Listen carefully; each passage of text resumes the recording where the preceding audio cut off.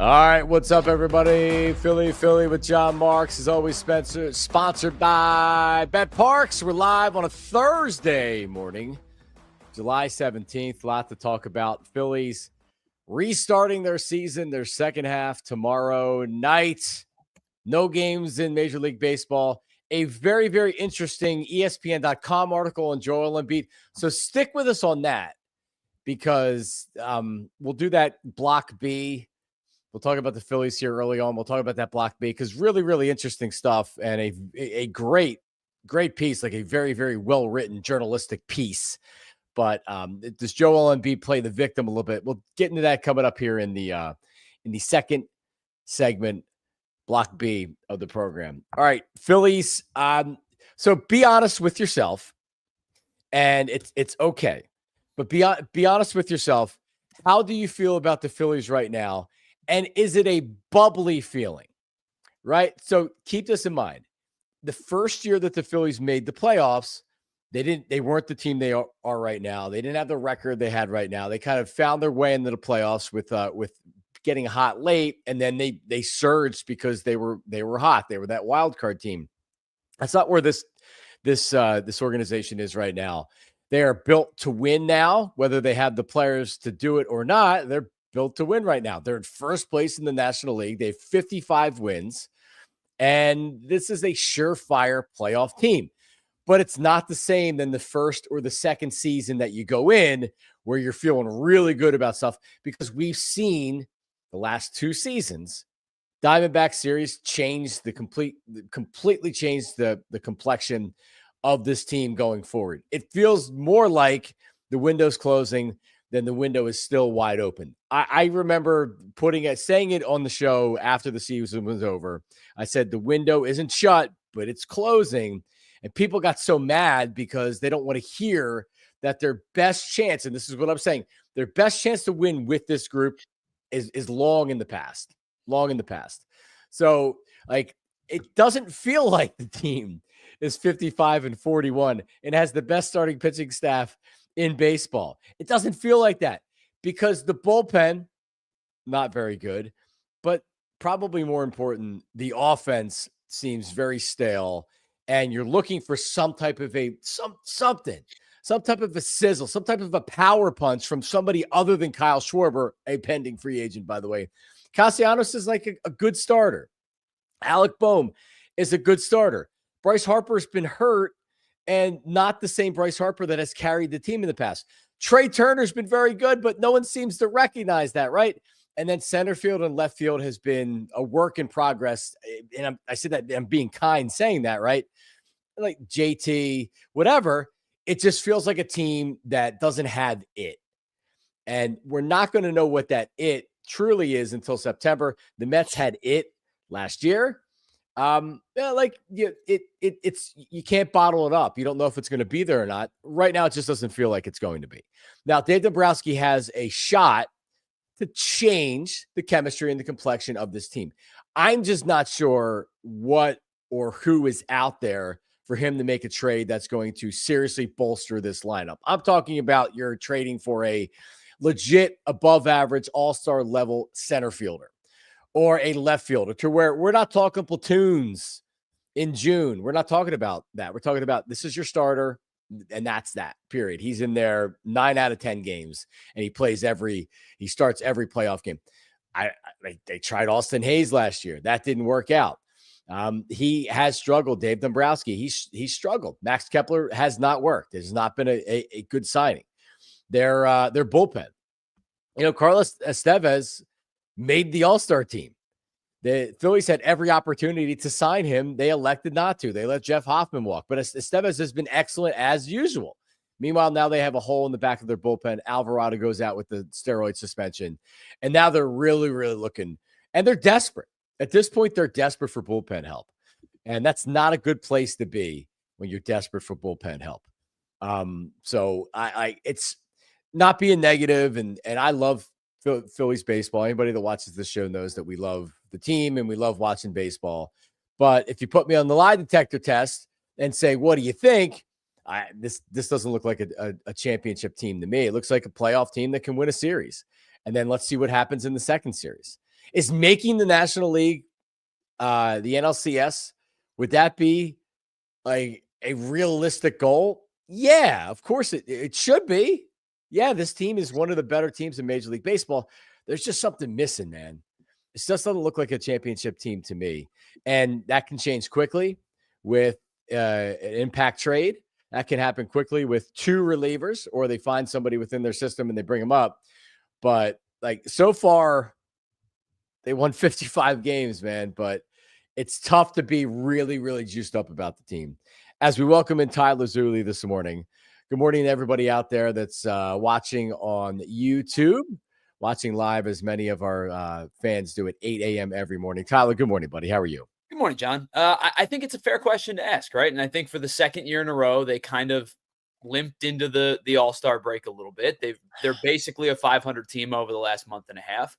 And the things that we talked about in the off season, like in early March and into the first couple weeks of the year, are still the same things that are good and bad. So the good, we expected, the starting rotation is elite. And that right there, you've brought it up a million times that it's going to win them 90 plus games just because it's that good. I also tend to believe that if you go into a 5-game series with Wheeler, Sanchez, Suarez, you've got a really good chance to win that series just because of those guys.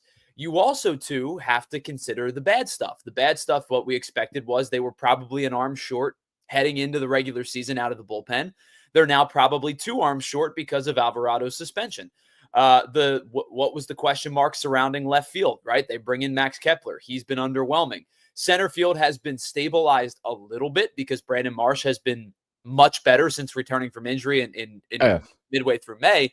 But I think if you asked a Phillies fan, honestly, would you like Brandon Marsh to play center field or would you like him to play left field? The answer is you want him playing left to get an impact player in center. So everything that we've talked about through the first 90 some odd games and in the offseason is pretty much exactly spot on the nose what this team is. Their starting pitching's elite. Their offense at times can really score in bunches. And as Jim pointed out in his article the other day on allphly.com, they have scored in the last 38 games 14 times. They've scored 2 runs or fewer. So when they go cold, they go really, really cold. So I think it's fair to say this is a good baseball team. And it's also fair to say this is a flawed baseball team. It is. It is. And I mean, I don't know how many, especially in July, champions are flawed all the time. If you remember 2008 when the Phillies won the World Series, this wasn't a dominating team to where they had that look. Like you felt good about them because they made the playoffs in 2006. And it's like, all right, now we're back. And they had to make another run in 2008, right? Like they clinched the division on the second to last day of the season.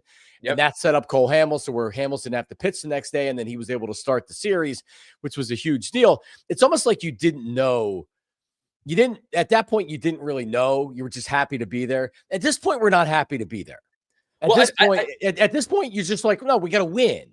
And it just doesn't feel great. I don't feel great about that. I said the other day on the Philly show, it was yesterday, if you take that stretch from 2008 to 2011, I exclude 2007. I think that was like the get your feet wet, win the division. This is a legitimate team. Let's build on it.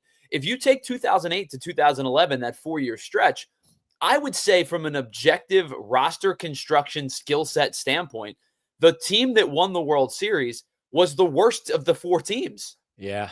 You know, and sometimes it just happens, right? You talk about the Mets last year making a run to the CS, the Diamondbacks going to the World Series. The Phillies were that team in 2022 where they, were okay in September. It looked like, will they get in? Will they not get in? They get in with a couple days left to be a wild card team. need a miraculous game 1 win against the Cardinals in the wild card, and then springboards you to a World Series. The 2019 Washington Nationals were one of the worst teams in baseball at the All-Star break and ended up going on to win the World Series. They caught fire. So sometimes that is all it takes, is to be the team that catches fire. And then sometimes you be the Los Angeles Dodgers, who just have more firepower than everybody else. So, Right. I think if you asking me truthfully right now, how good are the Phillies? I say they're good. I think they're one of the probably, 6, 7, 8 best teams in the league. And they also need to find a way to get better. If they had JC Romero, Ryan Madson, Brad Lidge in their bullpen, I'd feel differently. I agree. Because I'd say, you know what? You can win 3-2 games, even in the playoffs. With this bullpen, who's pitching 7, 8, and then 9? I'll be honest with you. If they had Jeff Hoffman and Carlos Estevez, I'd feel better about it.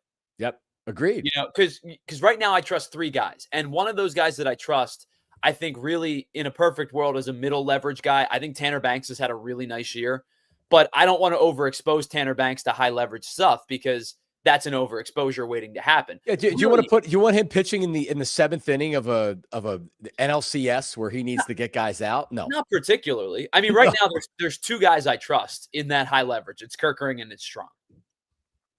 Yep. And dude, like, Kerkering's been great, and his numbers always look better than I feel like he pitches, and I think he's good.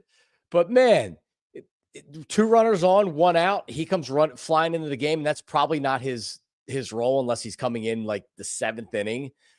So his inherited runners numbers have actually gotten better through the season, because they were bad to start the year. He gave up like 4 or 5 runs in the first two months of the year that were inherited runners. He's been much better. I think he's close to about 40% or 35% have scored, but I think that number was higher. So he's going in the right direction.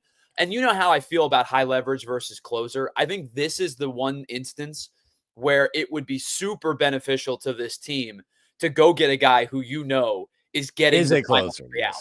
Yes, agreed. Carlos Estevez signed a 2-year, $22 million contract with a 3rd-year team option for $11 million. And he is 4-2 with a 2.36 ERA with 25 saves. The reason why he's an all-star is 25 saves at the break, 35 strikeouts. Like he's doing typically what he does, which is he knows how to close games. Now, we saw how that worked out in the playoffs, but still, like, the fact that your backup plan is Romano, who feels like at what point are they designating him for assignment? And then Kerkering, he's your best reliever. Tanner Banks is your best reliever. Alvarado really screws you. But even with Alvarado, this wasn't a good bullpen. No, they still needed an arm even with Alvarado. Right. I think what Alvarado does is allow you to slot your lefties in the way that you want, right? And then you could say, hey, let's go get a high leverage righty. And then you have 2 good righties and 2 good lefties. And that's your 9 or 12 outs, right? That's your starter goes 6, and you feel good with these 4 guys trying to get the final 3 innings. Yeah. Yep. Well, listen, Dombrowski's going to make some moves, and he has to. So are one of the, at this point, it feels like I'd be like Crawford's not getting moved unless it's for an elite player that like you're getting the all-star center fielder that is under club control. I don't even know who that would be. You probably have a better idea than me. Probably Stephen Kwan. Yeah. Or Jarren Duran, I guess, would be the other one. But I can't see the Red Sox making a move with the streak they won 10 straight. Yeah, and that's what we talked about the other day. There's so many teams that still think they're contenders. I would say of the teams that are hovering around 500 in terms of sheer talent, Boston's among the better teams. So like if they were a week ago or 2 weeks ago telling you, hey, maybe we are sellers, now all of a sudden maybe they're not. Maybe they don't move Chapman. Maybe they don't move Duran. Like they have a plethora of outfielders, especially with their young prospects that are, Roman Anthony and those guys that are starting. And Cedane Raphael has been awesome. Right. But maybe they just say, hey, we're going to have really good players and try to roll into a postseason. Yeah, that's what I think they're going to do. Sure. All right. So listen, we'll come back and we will talk about Joel Embiid because ESPN.com did an excellent piece on Embiid. A lot to unpack from it, including how many unread text messages and missed calls does Joel Embiid have in his phone. He showed the writer this. And also a lot to cover. He talked about the leak, and he knows who the leak is, and blah, blah, blah, blah, blah. So we have all that. That's coming up. Philly with John Marks on PHLY. Don't go anywhere. Please don't go anywhere, because then I don't know what I would do. All right, so let's discuss Ace Hardware Home Services. So you know what I'm going to say. And right now I have a problem with my refrigerator. What do? I can call my dad and I can go YouTube some stuff or whatever, but this is far beyond my control. What do? Plumbing, heating, electrical, something goes wrong. Do you have a guy? If you don't have a guy, you're unhappy with your guy.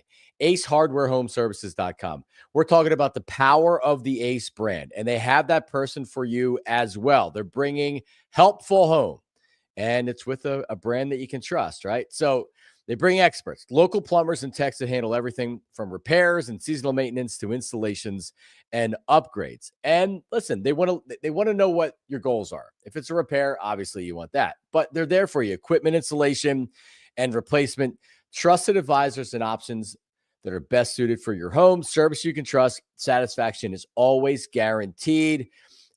Free estimates and repair services, emergency services. Something happens on the weekend. What do? AceHardwareHomeServices.com's got you covered. So to get started on your next project, go to AceHardwareHomeServices.com. AceHardwareHomeServices.com. All right, let's talk about Rothman. I told the story. My wife was making an appointment at a primary because her shoulder was injured. I said, "Why are you doing that?" She said, "Well, then they can refer me." Like, yeah, so they can refer you to somewhere you can already go. Rothman. Don't waste the step, right? Rothman. Listen, they're so versatile in what they do, a full spectrum orthopedic care. So we're up by the Limerick location. So they have a not only an office where you make regular appointments, but they also have an urgent care walk-in center. So that's where what I said. I said, let's just go right now. It's 1:00 in the afternoon. It's probably not going to be all that busy. She went in, walked right in, got an x-ray, waited for 10, 15 minutes, went in, saw a doctor, and they said, probably have bursitis in your shoulder. We're going to prescribe this medication. It's going to help you a little bit. In 5 weeks, if it's not feeling significantly better, you need to come back in for a follow-up and we'll do imaging. X-rays were negative and everything else. So like that's what I'm talking about. Don't go to your primary. Rothman Orthopedics, 180 plus fellowship trained physicians specializing in specific areas of the body. So they have a team and a doctor for your hip, for your knee, for your spine, shoulder, elbow, foot, ankle, hand, wrist, sports medicine, rehab. I did the rehab up in Limerick when I had my shoulder issue, trauma and fracture care, orthopedic oncology, and more. 30 plus convenient offices and locations right in the Philadelphia, New Jersey, and Florida areas right now, including the brand new one at the Navy Yard in South Philadelphia. That's right. RothmanOrtho.com/PHLY. RothmanOrtho.com/PHLY. We're back. Philly with John Marks, PHLY. All right, you know what, Tyler? Come on the screen. I didn't put my light on today on my camera. It was hang on, I gotta go flip it on, see if it looks better. Live digital, folks. We used to say live radio, right? Because anything can happen in live radio. All right, I'm back. See right, that? John? Right. There you go. Yeah, you did radio for so long. We used to say that live radio, anything can happen. What is this now? Live digital? Yep. Yeah, I just said, you know what? Tyler's there. I can make him uncomfortable just staring into the blank screen. Now the light's on. It feels good. I stare into a blank screen for an hour 3 times a week doing the Philly show. Don't worry about it. Yeah, you're used to it by now. Philly show. It's a Thursday, so you have a video coming up today, right? Yeah, wrapping up our grades, and then Saturday we did a little deep dive into some of the draft picks, because I know a lot of people are like, "Hey, can Gage Wood like make the bullpen?" And Kenny, I think no. Listen, it's like the Phillies haven't promoted somebody in the same year they drafted him since 1979. Like, I think the kid's got incredible stuff. I actually think there's one guy they draft. If anybody were to do it this year for the Phillies draft, there's actually a guy that they drafted later in the draft that I think has a better chance because he was a bullpen pitcher in college. And so Gage Wood, their first round draft pick, I would agree based on the way they talked about it afterwards.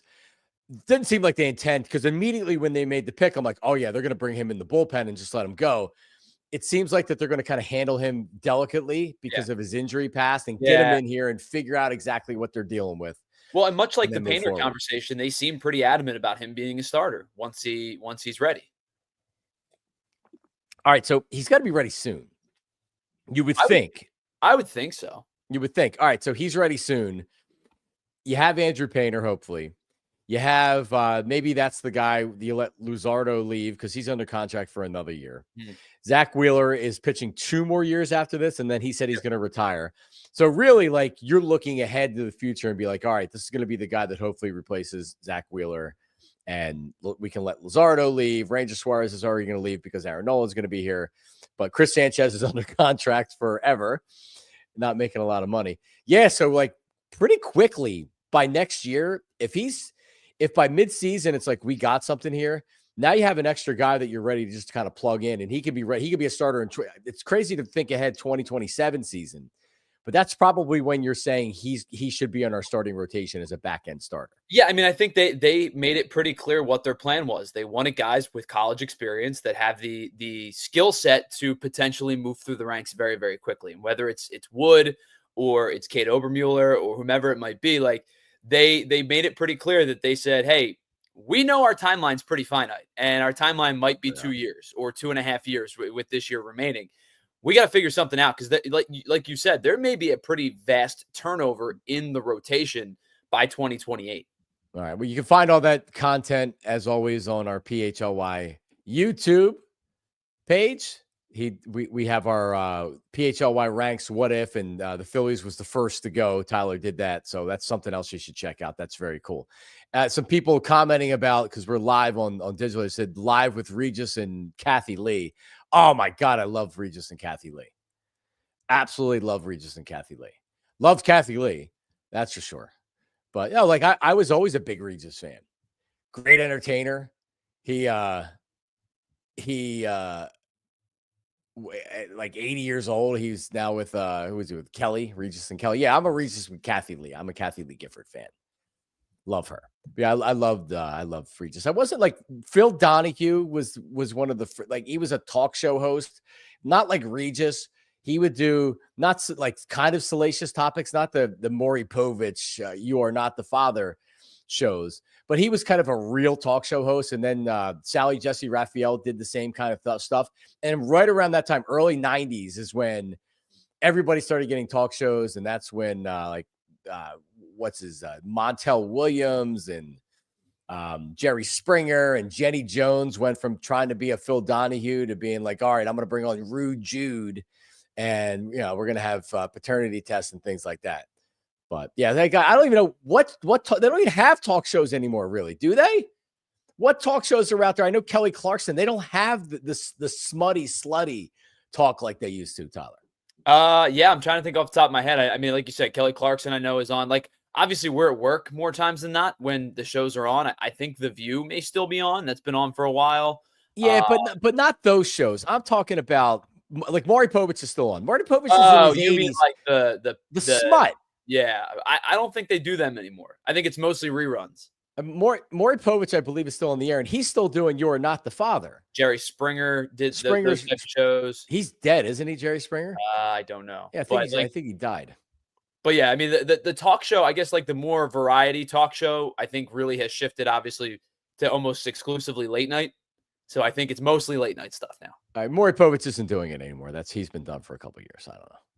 No, but it is. You don't have those smutty shows anymore. All right, Joel Embiid is profiled in an ESPN.com article that dropped yesterday, and I saw it, and I'm like, all right, like I'm so over the Embiid stuff.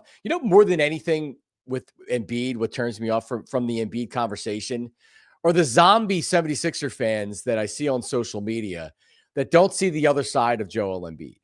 Because there are two sides to Joel Embiid. There's the most talented Sixer, other than Wilt, maybe ever, or even include Wilt in that. It's the MVP. It's the guy that's had a ton of success here in the NBA. And then it's also the guy that's never made it to an Eastern Conference Finals, that's consistently hurt. His body is broken down. And he also has the non-leadership type things, not showing up on time, Shake Shack, and all those things, right? Like that's the complete puzzle to Joel Embiid. And I had said this last year after the Tyrese Maxey calling him out at a team meeting for being late to everything. And being someone that has suffered from depression before, being someone that grew up as an only child and very much feels like a loner and doesn't have a lot of people that I'm close to in my life, I keep a lot of things internal. I don't like, even with my family and my wife, like it's hard for me to open up to people. And reading this profile of Joel Embiid, it's the same way with him. Now we know his brother Arthur died, but he very much feels like a loner. But after the whole thing leaked and it came out that he was late for everything, and remember he went into like he was away because of personal stuff, and he was gone for like 2 weeks. He wasn't playing anyway, but it was like he wasn't even around, and it was like, what is going on? To me, it felt like, hey, he's probably going through some mental health stuff, because he always kind of seems like either he's high or he's low or whatever. And he talks about how he's entered therapy in the last year. And I don't know precisely what happened, but I know in the profile, or I know that Jameer Nelson actually had recommended to it. And I've been in therapy. I've been in multiple forms of therapy, and like sometimes it works. Sometimes you feel like you're wasting your time and you're just talking to somebody and paying them. But he started going to therapy last year. We'll get to some of these things, and I'm reading from PHLY Daily, the newsletter that gets sent out from Rich Hoffman, who he read it. He put a lot of good stuff in here, and then we'll talk about some of the other ones. But so, Tyler, right now, if you looked at your phone, how many missed text messages do you have? Missed text messages right now, I have 2. So do I. And now I have 1, and my sister-in-law texted me while I'm on the air, so that's why I have. So I'm not the guy that has 75 unread text messages. Now, I will say I am the guy who has 10,000 unread emails. Okay. Well, yeah, me too. Let me see. Missed calls, none. I have 13, but that's because I am getting scam called like 5 times a day. Yeah, we all do. I have 1,240 unread emails from all of my, all the inboxes combined, which is, I don't think it's a lot actually at all. Let's take a look. We have 27,709. That's what I'm saying. I didn't think 1,200 was all that much. Yeah, it's That's not good. Awesome. It's awesome. You know what I started doing? I started unsubscribing to everything I didn't use. That's probably the right way to go about it, because it's a lot of junk. Literally, that's how you have 12,000 messages. Because I have things that I subscribe to that I want to subscribe to, but there are a lot of the unread ones. But then I have hey, we need your email address to get 15% off your first purchase. Sure. Right. And then you have 10,000 of those, and it's with multiple email accounts because you keep trying to get the discount. So I just unsubscribed from all them. I'm good. All right. So Joel has, go back here. Joel has 9,500 unread text messages. 9,500 unread text messages and 875 missed calls. And he has all his notifications turned off his phone, which, I mean, I do too. I don't get any social media notifications sent to me. So he showed the writer.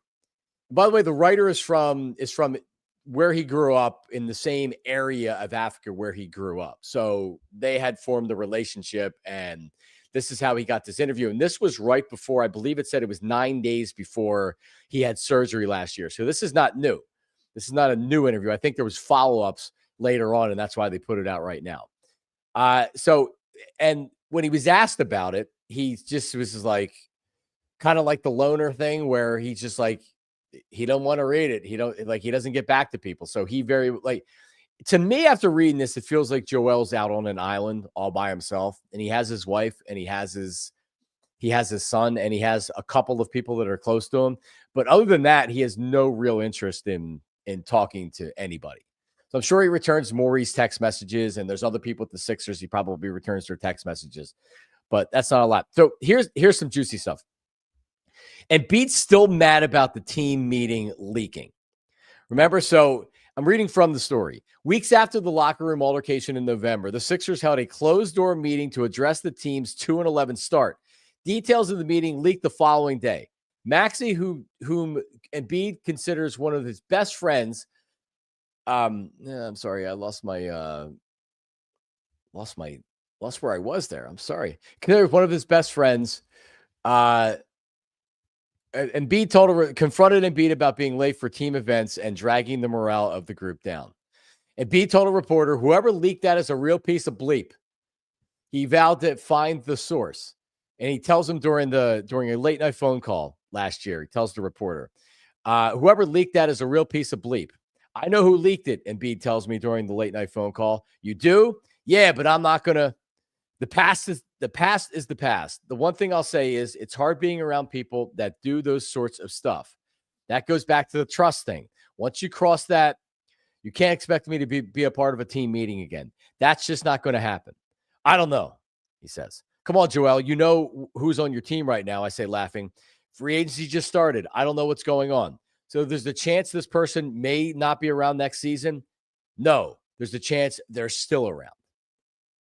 So he says he knows who it is, and he says it's hard to be a part of a team meeting again based on the information being leaked.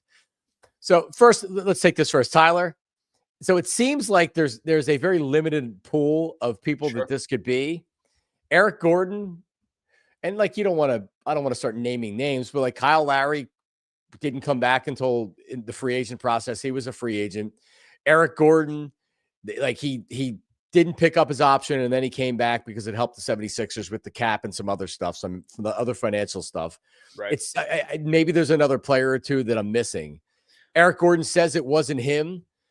I mean, not that it really matters, but like this is a problem, especially if the 76ers are bringing this guy back and Joel Embiid is openly saying that he doesn't trust this player and he a team meeting, he won't look at the same and he won't participate in it. Like this is a real problem. Yeah, I mean, like you said, we're not going to sit here and like fire off accusations, but there is only a handful of guys that there's a chance that it could be. It's either one of the vets who, either had an option and picked it up or was a free agent and returned, or it's somebody who was in considerations for trade talk, right? Like, I think that, so I think it's a limited pool of people who it could possibly be. And I understand that to an extent. I think that works in basically any work function where, like, even if I was doing something wrong on our show, John, I think you and I have had a good working relationship where if I mess up, you talk to me, right? If I mess up and you start going and saying, I go to Crossing Broad and say, right, and start saying Tyler's a bad producer and he does this, and this, it would get hard to come back and be like, how do I for sure without you throwing me under the bus, right? Sure. So I think I get the point of, if somebody comes out and starts leaking internal information when there are struggles, it does become a personal issue at times where you start thinking about, can I professionally forget being friends? Like, you're not friends with everybody you work with. That's okay. But I think it's like, can I professionally trust this guy at this point? Yeah. I mean, the real problem is, dude, Tyrese Maxey, Smiley as Black Gritty calls him, had to, at a team meeting, call you out in front of everybody. And guess what? I don't see anything about in this article. How about some accountability, right? Like, does it get leaked because they're trying to send a message to Joel? Was this leaked from the organization and they're trying to cover it up and say a player did it? I mean, like, it doesn't necessarily mean that player A went and told, did Shams have it? Whoever had it. Not like player A didn't necessarily text Shams and say, hey, listen, give me a call. I have this. You know what happens? Players and agents are close. Word gets around. So it doesn't take very long. If Eric Gordon's telling his agent, yeah, man, Maxey, we had a team meeting. Like, what's going on? What's going on? What's going on with Embiid? Well, Maxey had to call out Joel because he's been late to everything. And his agent now knows. And now his agent is playing the game. So he gives information to Shams. And Shams puts it out there, and then Shams covers his interest later in a positive light. All of these from Schefter to Woj when he did it, and Woj got caught doing it, to Shams, all these major insiders, like, it's not true journalism. Of course they're playing the game. So the agent gives them information and then there's favorable coverage later, right? Like realize what's going on there. So I don't necessarily believe that this is even a player that necessarily ran and told on him as much as an agent might have talked. Or like, listen, word gets out. Word gets out. Like, I don't think you had to be a genius and had to be in that meeting to know that Joel Embiid was late to everything. Yeah, I mean, there's a very likely chance that this was some sort of like grown men whisper down the lane, right? Like you said, a player told an agent told an agent told this guy, and then finally it got to the right media outlet, and they said sources say, and they covered it up with their anonymous sources, and that's kind of how the information gets out. I don't think there's a perfect answer to any of this, right? Because if you defend Embiid, and I think Embiid has defensible. There's things in Embiid's the story that are defensible, right? And like you brought up, mental health issues are very, very, very difficult to deal with when you're trying to be in a professional setting, knowing you have something going on in your personal life.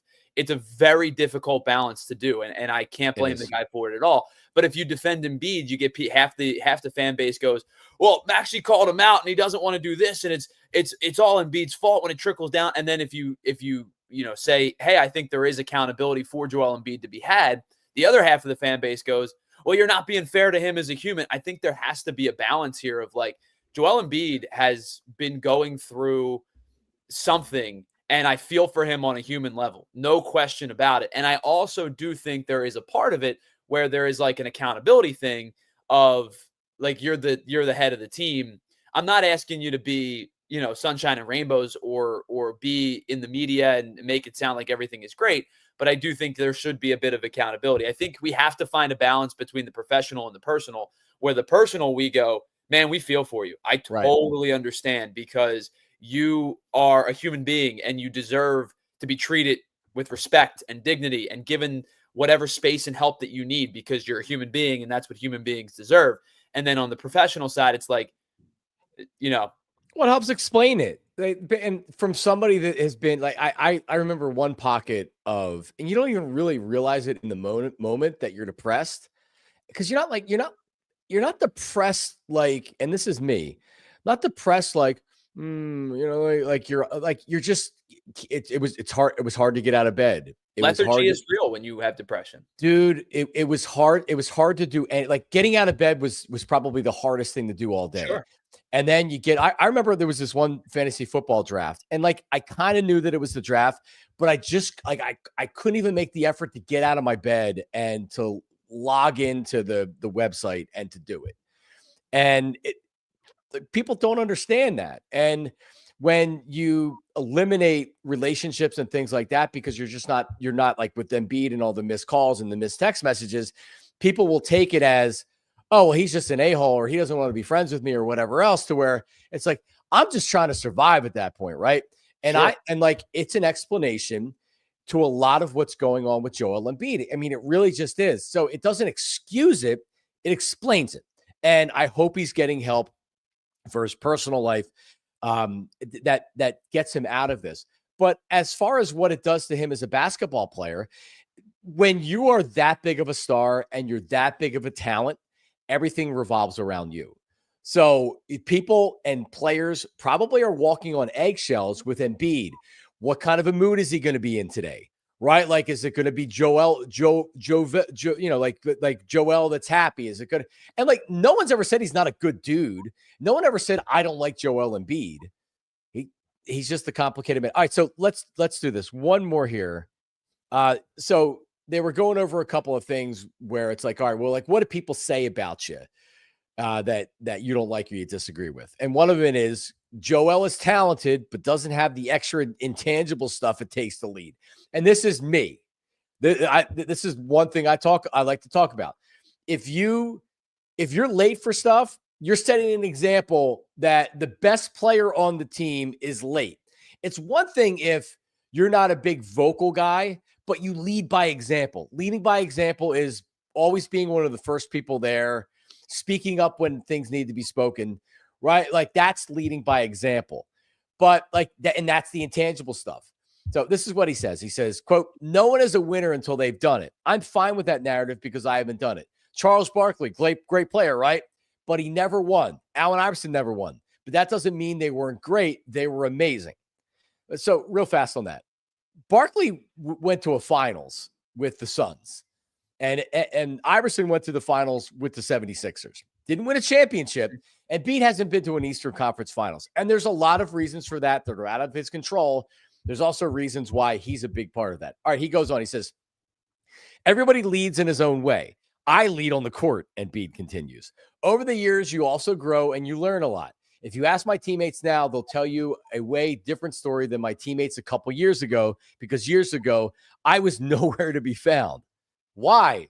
The reporter asked. I don't know, he says, briefly leaving the battle against his critics to look inward. I think it goes back to how I was raised. I don't want to say lonely, but I came to the States. I was alone. I always taught myself to not trust anybody. So then it's going back to all this. So, like, he's admitting that he wasn't a couple years ago. He wasn't there. So, like, how many, and like a couple years ago, when was JJ Redick? When was Jimmy Butler? When was Ben Simmons? When they had their best roster? That's a couple years ago. Sure. And I think Embiid has openly admitted that he had to work on himself to mature and to be like, sometimes that just comes with age. He's 31 now. Yeah, I think the unfortunate part is, like, if you were to put the Sixers' last 5 or 6 years in a vacuum and pick out the best, all the good, right? If you could take Joel Embiid's maturation from the last 2 or 3 years and pair it with before Joel Embiid had gotten injured, had started to rack up the injuries, like, and then in the middle, the skill set, right? Like the MVP skill set, and then the health. And now's, more mature, grown up Joel Embiid. Like, that's the perfect mix of Joel Embiid, right? The unfortunate part is the three have not been able to come together in unison at any point, right? Because he was healthy, but he maybe wasn't taking it super seriously. He was an MVP, but the health was starting to fade a little bit because of the piling up injuries. Then the health really kicks into an issue, and he's a little bit more of a mature, grown up version of Joel Embiid.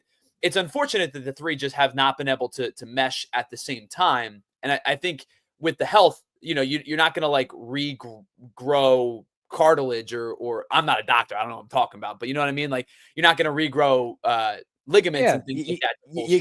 You can't get healthy just because you want to. Sure. So, like, I think the unfortunate part for Embiid is, like, he's worn the weight of this franchise on his shoulders for a really long time now. And some of it is on him because of, like, the not showing up and the Tyrese Maxey calling him out. And a lot of it is not. Ben Simmons, Markelle Fultz, Jerry Colangelo, burner accounts, iterations of different coaching staffs that have not put the teams in place that need to succeed, putting the team in place that needs to succeed, and the wildest shot in NBA history going against you. Like, you know what I mean? I think there's a lot that was not his fault. There is some that is on him in terms of, like, in terms of that, like, in the meetings and stuff like that. But I think he has had to bear the brunt of this franchise because he's the franchise player, when I would say a large portion of it, I don't have a number, but a large portion of it has been outside of his control. His teammates don't want to play basketball anymore. One has a injury no one's ever heard of. One has a allergy that puts him in the hospital. They trade away a local kid for a player who can't play, and then they end up getting Tobias, and they're saddled with that. Like, the running list of things that have happened to the Sixers, I would say Embiid has a part of it, no question. But I also think that he has a lot of things that's kind of been thrust onto his shoulders that are not his responsibility. I think I would put it at a third, and a third. Health, a third. Organization being terrible, a third. And Embiid himself, a third. I mean, I can just say this, and then we'll wrap it up. That when Allen Iverson was not showing up to practices and he was going through all that nonsense, all of his teammates, I'm sure, liked AI, and obviously they respected his game and they knew what a great player that he was. But if you don't think everybody on that roster resented him for not showing up to practice, or for not taking his craft seriously, or for showing up and just laying down on the court or whatever, while they're going out there every day and they're practicing and they're trying to win a championship. And Iverson, he was trying to win a championship every time he stepped on the court. Your teammates resent you when you do that kind of stuff. So that's how, and I give Tyrese Maxey a lot of credit for the fact that he stood up and he called him out at a team meeting, because it's obvious that the team resented Joel Embiid for this stuff. You can't show up to everything being late. Even if you're the best player and everybody knows it, trust me, people will talk behind your back and they will resent you for it. And not everybody's going to say anything to you, to your face. That's just the way it is. People don't necessarily like confrontation, especially with a guy like Joel Embiid. So until that stuff is significantly solved, they'll never win. Not with all the other factors that are combined. The one year that Allen Iverson, because they tried to trade him, that he said, you know what, I'm going to start showing up and I'm going to start doing all the other stuff, was the year they went to the finals, and they look like a different team that year. So until Joel gets it, and by reading this, it doesn't seem like he gets it, because he's still talking about the leaker instead of about his behavior.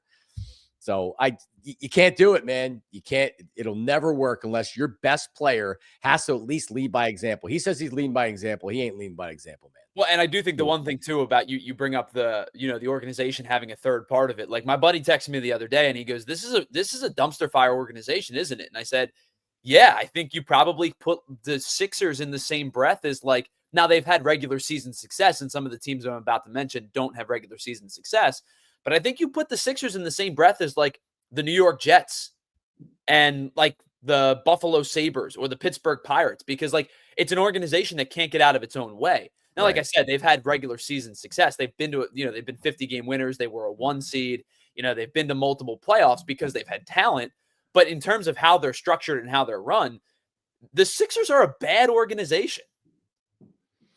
Yep. No, there's like, they'll say they're not, and like, bottom line is the results, and they have not been good. We'll come back. BetParx parlay of the day, and Washington, the Commanders signed a player, and also some news here I'm just seeing this morning on a former Philadelphia Eagle. That's ahead. Philly with John Marks, PHLY. All right, listen, we have not a lot going on with at least the 4 majors. In fact, nothing going on unless you're betting Summer League, and you were able to do that on the BetParx app. We'll see. I didn't even see if my Australian rules football, if that pick hit last night. But yeah, so like pro baseball back tomorrow night. The Angels will be in town for a series that starts. So get ready for it. Maybe look at some of the futures that are out there right now. You like them to win the division, the NL East, bang, you can do that. The NL, the championship, same thing right now with pro football. When you're looking ahead, training camp starting in a little bit, you like the Birds odds to win the Super Bowl. You can do all this right now on the BetParx app. It's not the only thing you can do, because live betting is just better on the BetParx app. You can also play your favorite table games right from your phone. By the way, you can do it from your phone, from your tablet, from your laptop. All is available. And new users right now get up to $1,000 casino bonus back, because there's a lot of stuff going on. BetParx Blackjack, Baccarat, hot online slots, live dealer. How about that? You love to play. You play to win. You bet BetParx. You must be 21 and in Pennsylvania, New Jersey, or Maryland. Gambling problem?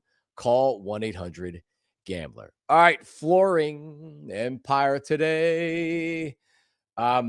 Whether you're looking for vinyl like I have down in my basement, beautiful hardwoods in my upstairs, your flooring needs, you need to get a hold of Empire Today. So here's the website. Here's what you do. You go to empiretoday.com/PHLY. That's how you get a $350 discount. If you're watching, you can see it. $350 off your new floor. Restrictions do apply, but that's how you get it. That's what we're doing for you. And they're experts in the business. So they come to your home. That's their showroom. Your room is their showroom. They come to your home with everything that you need, everything you're looking for. They take precise measurements, and then you're picking out your flooring next to your furniture with your lighting, with the color of your walls, so you really know what it's going to look like in your space. And if you're ready to go, installation can be scheduled as soon as the next day. And we're talking about clear, upfront, and all-inclusive pricing. You're not going to go to the big box stores and save money. Trust me. You think you are, you're not. It's not going to be worth it. From the first contact at empiretoday.com/PHLY until your job is finished and complete, you have someone working for you that's making sure the job gets done right, gets done efficiently, Bam! So you're happy with your new flooring. EmpireToday.com/PHLY. You get that discount. EmpireToday.com/PHLY. Hooah! We are back. Philly with John Marks on a Thursday in July. Phil's back at it tomorrow night. It's actually been a nice little break from the Phils, but I'm ready for him to come back tomorrow night. Well, let's get to our BetParx Parlay of the day. All right, Tyler. I don't even know what you had last night. You had what did you have last night? So I took the Union last night. That's right. They ended up winning. I took them on the money line, thankfully. I thought maybe that it would be a 2-goal win, but they ended up winning 2-1. So they beat Montreal. So the minus 250 did hit. So, John, I just found out actually the game that you picked yesterday is because I think we may be looking at the Australians calendar wrong. So they actually played today, that game that you picked. Oh, okay. The Brisbane game. Oh, because they're like a full day ahead of us? Correct. Okay. Gotcha. Yeah, now that makes sense. Listen, I mean, I'm not going to sit here and tell you. Well, then we win because you win. Yeah, we take that as a win. All right, we got it. All right, what do you have today? John, I got to be honest. I don't know. I'm just picking a game that sounded fun. I am going to go to the Europa League qualifiers, and I'm going to take a massive dog in this game because I don't know anything about these guys other than the fact that I think their name is kind of funny. They are plus 1,400 to win today, but I'm going to take them to the double chance on a win or on a tie at plus 350. I am going to take FCB Magpies from the Gibraltar League, and I don't know a thing about them other than their name sounded funny. Very good. My daughter just came down. I'll be done in a second. Is everything okay? Yeah. Okay. All right, good. So I did some studying because I've been doing these videos for the BetParx app. Okay. And I'm like, all right, so like there's no baseball. So what do you do? So I actually have my own parlay. There's 3 games in the summer league that I like right now. So the Nuggets apparently have the worst roster in the summer league. They're 0-3. So I'm not going to mess around. I'm going to take the Clippers money line and then the Hawks money line. Because the Hawks are actually they're if they get a win, they can make the 4-team playoff because that's what they're trying to do. So they have playoffs in the summer league. I forgot about that. So the Hawks need a win. They need a convincing win as well. They just can't win. They have to win by a certain amount of points. But I'm going to take them on the aggregate or something. Yeah. So they're playing Memphis. They're 6.5-point favorites. I'm just going to take them on the money line, and then I'm also going to take, as I mentioned, the Clippers on the money line. So that is a parlay that will pay you, well, it's still minus 180, but still, hey, listen, I'm going for it. All right. There you go. All right. That's our BetParx parlay of the day. Von Miller signs with the Commanders. How about that? Von Miller, who really hasn't played a lot of football. He signed that big contract with Buffalo, and he's really been injured pretty much significantly over the last couple seasons. He is now 36 years old. He signs a 1-year deal. I believe it was like $8 million. And I don't know if that's fluffed up by the agent giving bogus information to Adam Schefter or whatever robot reported it. Last year, he had 6 sacks with the Bills. He played in, I think he was for the most part healthy last season. So he played in 13 games, 6 sacks. Year before that, they played in 12 games with no sacks, and he played in 12 games in his first year in Buffalo, and he had 8 sacks, which was a decent season. So anyway, I mean, like, if you would have told me the Eagles are signing Von Miller, I certainly wouldn't be against it. I don't know how much he has left in the tank at this point, but if they're bringing him to be a situational pass rusher that's going to get 20 to 25 snaps a game or something like that, yeah, like it's a good signing. I mean, to me, it just feels like they're trying to sign everybody as just like a plug and play. Like, well, let's sign this guy. Let's sign that guy. Let's sign this guy. works for Howie. It doesn't work for a lot of other teams. Yeah, I think the one thing too, like I think bringing in Von Miller, it's never a bad thing to have another pass rusher. I'm not going to say that it is. You always want good pass rushers. But I think with Washington last year, the thing that really bogged them down was their run defense, right? Weren't they like the third worst run defense in the NFL last year? Yeah, so they gave up 2,337 yards of rushing. Only Carolina and the Saints gave up. Oh my God, Carolina gave up 3,000 rushing yards last year. So I think that they were a bad run defense. And does Von Miller help you in the run game? Not really. No, he doesn't. Not at all. So I think that they may have I don't know who's available, but I feel like they may have been better suited if they were looking for a veteran on their defensive front to go find somebody in the trenches, like a defensive tackle type of player, somebody who could stuff the run a little bit more. And again, it never hurts to have good edge rushers, or at least veteran edge rushers who used to be good. But I think in their instance, like they have one of the worst run defenses in the NFL last year. I'm kind of surprised they went with another edge rusher.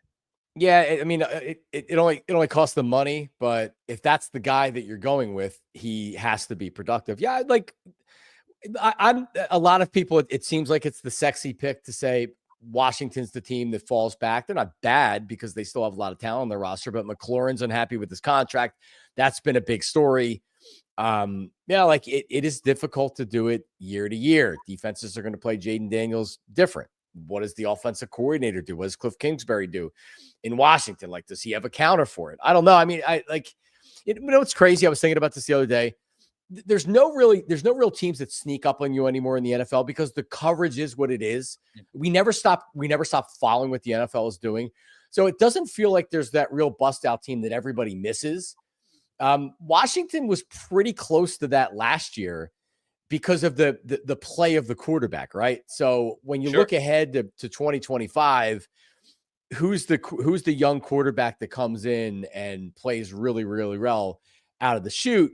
Other than that, you pretty much know what the teams are going into the season. And like, we'll see with Washington. If I was to bet right now, I'd say that they take a slight step back. Despite, like what they did last year, they probably overachieved a little bit last year. They won some close games. They won a Hail Mary game, which you can't necessarily count. And I don't necessarily think it might be their offense. I think their offense is still going to be good. I have no reason to believe Jaden Daniels takes a big step back. You brought it up the other day. His preparation, his maturation, his ability to look like a veteran in his rookie season, both with his arms and his legs. He's poised. He's controlled. Like the kid looks like he's the truth. And he played that way in the first half, his rookie season. I think it's going to be their defense. Like they might lose a lot of games this year. I don't know, 31-27, right? Where they're putting up a bunch of numbers, but their defense just can't get off the field. To answer your question, I'm curious to see who steps in as, like there's a couple of guys from last year who I think might be able to do it, whether it's, does Caleb Williams take a big leap with Ben Johnson? I think INS brings up Michael Penix with the Falcons getting his first chance to be a starter. I'm thinking about the quarterbacks this year. Cam Ward. It's probably got to be Cam Ward, right? Because I don't know if Shedeur gets a start. I don't like Jackson Dart that much. And everybody else. No, and they're not good teams, right? And Tennessee plays in a weak division. And Cam Ward, Lou Riddick said this last year about Jaden Daniels going into the season. His experience was going to help him his first year. Cam Ward's played a lot of college football, similar to Jaden Daniels. So I think Cam Ward, you're going to see, like, if you're looking for a sleeper fantasy football draft who to draft, Cam Ward might be one of these guys. He may put up some numbers. If you're watching on TV, slide on over to allphly.com. We're in overtime. Let's do it. And to me, the biggest storyline, not the biggest storyline, but whether Ben Johnson can walk into Chicago and because he's being billed as the guru, the offensive guru. And if he is, the Bears are going to be very good this year. And Caleb Williams is going to be very good this year. I think that the last guy that got this type of offensive hype to come in to be a head coach, it feels like it was Cliff Kingsbury. And Cliff Kingsbury, which was not justified, by the way. Well, I've said that for a long time. But he did. Texas Tech teams did not win. Like he's proven to be a very good offensive coordinator. Like he's done a good job with Washington last year. He's not a good head coach. Is Ben Johnson different? I think so. I think Johnson's a better coach than Kingsbury, but I think that the last time we saw an offensive guy get this much hype might have been Kingsbury. Yeah. People very impressed with what he did with the Lions offense. So and then you go to, all right, can Caleb Williams become a championship quarterback? Because already won 10 games, but he lacked the intangibles, and he's kind of you're going to move the benchmarks. Yeah, for sure. So Philly show today. What do you got? You have a video on demand? Yeah, so we're going to wrap up our grades. We did the infield, the infield grades today. So 5 players. So Harper, Stott, Turner, Bohm, and Sosa. So we'll give out those grades. Interesting discussion on a couple of guys, because one in particular, I'm a big Bryson Stott fan, but he's been pretty terrible the last 2 months. I was just about to say that Sosa's earned more starts. I think he might. Base. I mean, he just has. He's productive when he plays. He's productive. He's not going to be the starter, but he should be seeing more playing time than he is right now. So I guess the question is, like, they've done a platoon where Stott plays against righties, Sosa plays against lefties. Does Sosa start to eat into the at-bats against right-handed pitching at this point? I think that's dictated by Stott, and from everything that you see, yeah, he should. Absolutely. Has Sosa earned more at-bats? Yes. Forget about lefts. Yeah, he has. It's easy. That's an easy answer. I mean, I don't see Thompson doing it just yet, but I've said about Sosa before, I worry about overexposure. Me too. Because he chases a lot, he swings and misses a lot. Like, if he plays 5 times a week, I worry about a week where he goes 1 for 17 with 8 strikeouts or something like that. But Bryson Stott's not hitting either. So, I mean, at that point, what's the difference? All right. We're back tomorrow morning live at 8 a.m. Check out Tyler later on today. He's got his Phillies video. And the Flyers is your PHLY ranks tonight as they take their turn at a top 10 list of what ifs. So check that out. We're back tomorrow live at 8 a.m. Shout out to everybody watching live or watching later. It does not matter. We appreciate you watching at all. So appreciate you. We'll talk to you later. See ya. We all silly like the mayor.